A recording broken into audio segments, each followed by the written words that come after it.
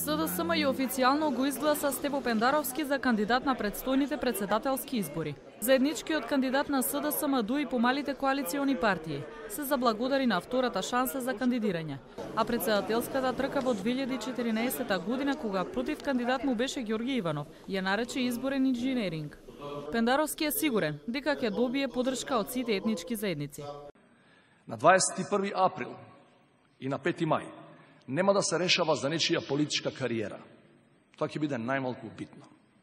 Далеку поважно е да покажеме дека во една мултиетничка држава на Балканот е возможно луѓе од различни етникуми да се обединат зад исти цели. Членство во евроатлантските интеграции, закони кои ги унапредуваат правата на граѓаните и политички представници кои ги надминуваат и поминуваат вековните етнички линии на поделба. Стево Пендаровски ќе се бори против изолација на државата и ќе соработува со владата за евроатлантска интеграција на Република Северна Македонија. Сигурен е премиерот и председател на СДСМ Зоран Заев.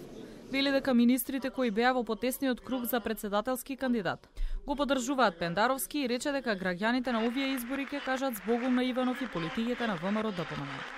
Македонци, албанци, турци, срби, роми, власи, бошњаци и сите други застануваме заедно, за да ги обезбедиме на нашата земја председател за сите наши граѓани.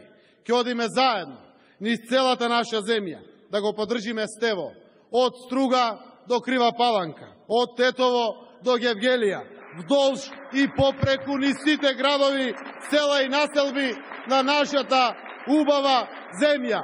Стево Пендаровски ќе биде идниот председател на Република Северна Македонија. За председателската кандидатура на Стево Пендаровски гласаа 712 од вкупно 783 партиски делегати.